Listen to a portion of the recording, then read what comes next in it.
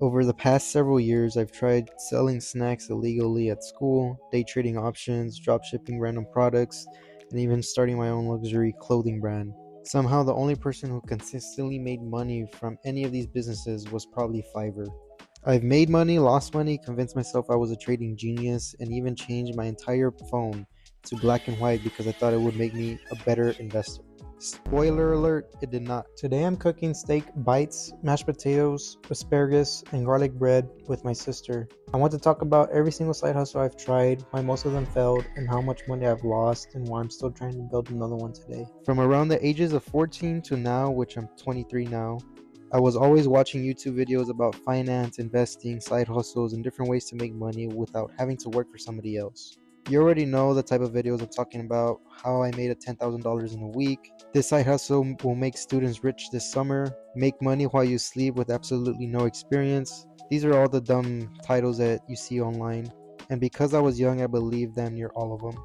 Every few months, I would discover another way to make money and immediately convince myself that this was going to be one that changed my life. It usually did change my life, but just not financially. One of the first side hustles I ever tried was selling chips and brownies in middle school. A lot of people in my school were already doing it, including some of my closest friends. They would come to my school carrying these huge duffel bags with chips, candies, brownies, and all kinds of snacks that you can think of. And they were making pretty good money. Some of them said they were making around $100 a week in profit, which, when you're in middle school, is basically like a millionaire. Most of the kids selling chips will get them from Mexico, bring them back to Texas, and sell them at school.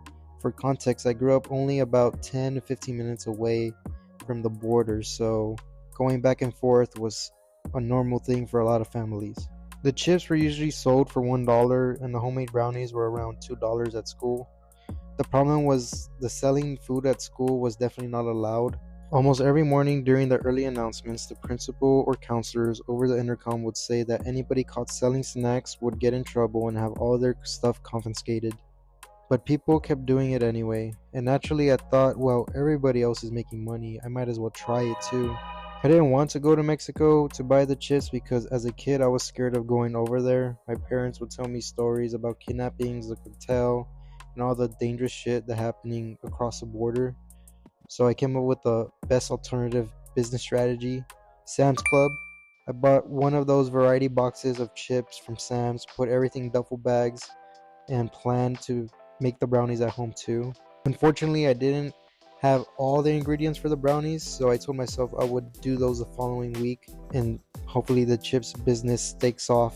So there I am, I go to school, started telling everybody that I was officially in business and sold my first bag. Then I sold my second bag. I was probably already calculating what kind of car I was going to buy. But right I was about to sell my third bag, one of the counselors caught me. They took my entire duffel bag, called my parents, and made them come pick it up from school later that day. So after approximately $2 in revenue, my first business was shut down by the authorities known as the counselors. There was no second week, so I didn't get to sell the brownies. I got too scared, so the dream of selling in school was over. A few years later, I was about to graduate from high school and I had just turned 18. Throughout high school, I was really interested in investing, but at the time I thought you had to be only 18 and older to open a brokerage account. I know there are custodial accounts where your parents can help you invest earlier, but I was too nervous to ask my parents about it. I didn't know whether they invested, whether they understood the stock market, or if they would question what the hell I was doing because I had no money to my name. And unfortunately, having money is pretty important part of investing. Around the same time, I started my first real job at Domino's. My original plan was responsible. I was going to invest around 20% of every paycheck into the stock market and slowly build money over time. But then I realized something terrible. Long-term investing takes a long time.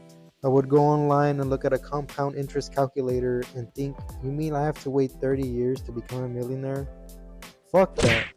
Meanwhile, I was seeing people online who were supposedly 17, 18, or 19 years old making thousands or even millions of dollars through day trading. At the time, I didn't really understand how different day trading was from normal investing. I just saw young people making a lot of money and thought they're my age, so why can't I do it? So for about a month, I started learning the basics of technical analysis. I learned about support and resistance levels, moving averages, candlestick patterns, breakouts, and different chart patterns like head and shoulders, double tops, double bottoms, and bull flags. If you don't know what these are, I'll show like images as I say them. Basically, I thought the stock market was just a bunch of collection of shapes and patterns. I would look at the chart and think, oh, that line crossed the other line. Obviously, the stock is going to go up. Then I discovered options trading. Options can give you control over a larger position with less money up front, but they can also lose value extremely quickly. Of course, teenage me mostly focused on the first part. I made my first options trade, and within about 5 minutes, I made $100. Holy shit, I thought. It generally felt like my life had changed. I was sitting there staring at my Robinhood account, watching it go up, and I had a massive adrenaline rush. I remember thinking, this is easy. How the hell do people not do this every day? The market answered that question for me almost immediately. Next day, I went into the market expecting to make $200. On my first trade, I lost $50 in about 2 minutes. On my second, I lost another $75. Then I lost $100 on the third trade. That shit hurt, man. But instead of recognizing that I had no idea what I was doing, I came back the next day ready to make it all back. That's where I messed up. I lost another $200 in around 5 minutes. That is when I realized I was not built for day trading. Yet. I said yet because I had already seen how quickly you can make money and I wasn't ready to give that up. So I switched to paper trading, which is basically trading with fake money so you can practice your strategy without losing any real money. After a few months, I was profitable on paper, and that gave me enough confidence to start trading with real money again. During my first week back, I made around $800. I thought I had finally figured it out. Then weeks 2 and 3 absolutely cooked me. I lost around $1,500 over those 2 weeks. From the ages of 18 to 21, I kept getting the urge to return to trading because I wanted to win back everything I had lost. And whenever I came back, I usually lost even more. At one point during college, I changed my phone settings so that the entire screen was grayscale. Bruh. My friends would look at my phone and ask, why the hell is your screen black and white? I would usually seriously explain to them that removing color from my phone was going to psychologically benefit my trading because I wouldn't react emotionally to the green and red numbers. Turns out I was a bullshitter. I still lost money. Over the 3 years, I estimate I lost around $2,500 from day trading and options trading. Eventually, I gave up and returned to regular boring investing, index funds, established companies, retirement accounts, and investments that I could hold on for a long period of time. With that approach, I've now earned more than the amount I lost day trading. I'm not going to share the exact value of my accounts, but between my 401k, Roth IRA, and brokerage account, long-term investing has treated me a lot better than trying to become rich in 5 minutes. So I personally gave up on day trading. I'm not going to tell you what to do with your money because it's your money, not mine. But I will say this, making $100 in 5 minutes can convince you that you're a genius. Losing $200 in the next 5 minutes reminds you you're definitely not. Another side hustle I tried was drop shipping. This happened during my freshman year of college. I didn't have a job at the time, but I still needed money because aerospace engineering was already taking up so much of my time. I didn't think I could balance school with a normal part-time job, so I decided instead to start on multiple online businesses, which apparently seemed easier. The person who introduced me to dropshipping was a YouTuber named Bia Heza. I liked his videos because he seemed relaxed, knew a lot about the business, and was close enough to my age that it felt like a personal connection. I would watch tutorials about building websites, selecting products, creating advertisements, marketing on social media, and trying to make each store profitable. I ended up trying 3 different ideas: Halloween lights, a glass rinser, and a clothing brand. The first product I tried selling was a set of Halloween lights. I created an Instagram page, a TikTok account, and a website called Halloween Lamps. I'm not sure whether these accounts are still active or not. They're probably digital ghost towns by this point. The biggest problem was timing. I started the business at the beginning of September, which meant I only had around a month to create the store, market the product, and make sales for before Halloween.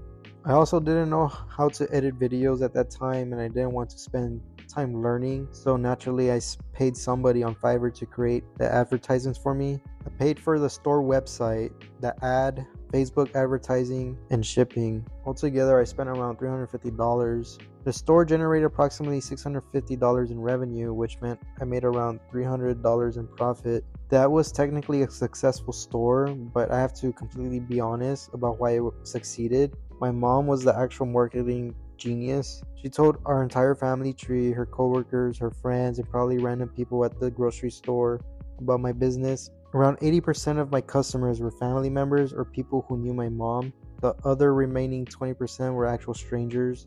So shout out to my mom, because without her, Halloween lamps probably would have failed. After Halloween lamps, I decided to try another product, a glass rinser.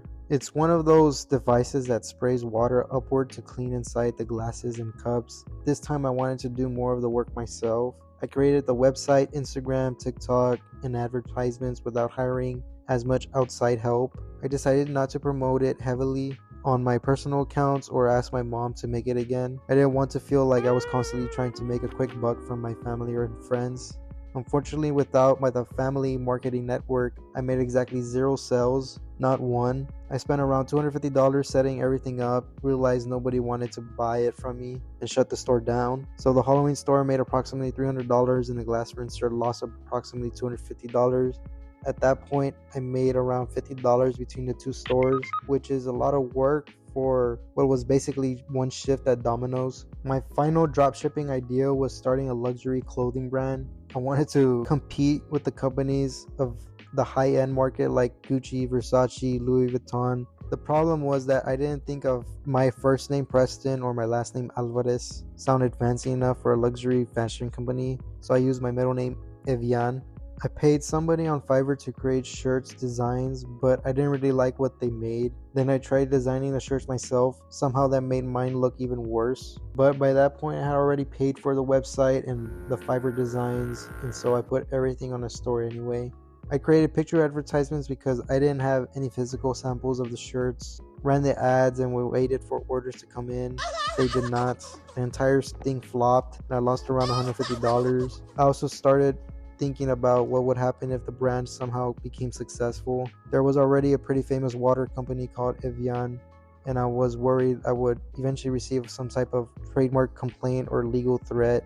Getting sued was not an urgent concern for a clothing brand with 0 customers, but I used it as another reason to call it a quits. What I learned was the main side hustles I tried between middle school and college. I sold 2 bags of chips before getting caught, lost around $2,500 day trading, and I made approximately $300 selling Halloween lights, mostly because of my mom. Lost around $250 on a glass rinser.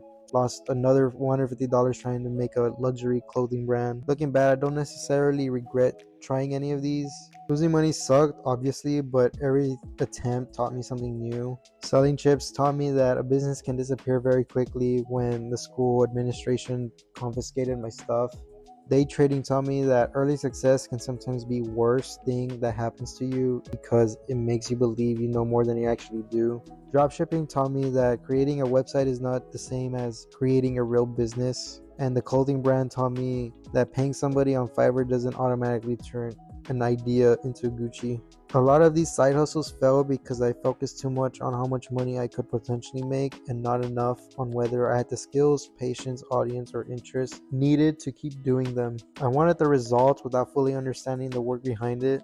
I feel like that's how everyone is. But I also don't think the lesson is that people should stop trying things. You should still experiment, especially when something genuinely interests you. You just have to understand that a person selling you a course, posting screenshots of their revenue, or making a video called the easiest side hustle of 2026 probably isn't showing you the entire story. And even after all these failed attempts, I'm still trying another side hustle. Right now, I work full-time as an aerospace engineer. My evenings and weekends are technically free, and I would like to find a way to make some income on the side.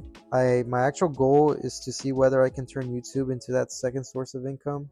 So the challenge is simple. Can I grow this channel enough that it will eventually be able to pay my rent while I still get to enjoy my engineering career, social life, traveling, and everything else. This will be a lifelong challenge, not something I only do for a couple weeks or months. The first milestone is getting monetized, and in order to do that, I will need to stay consistent with the uploads, make good quality videos for y'all to enjoy, and have fun while doing it.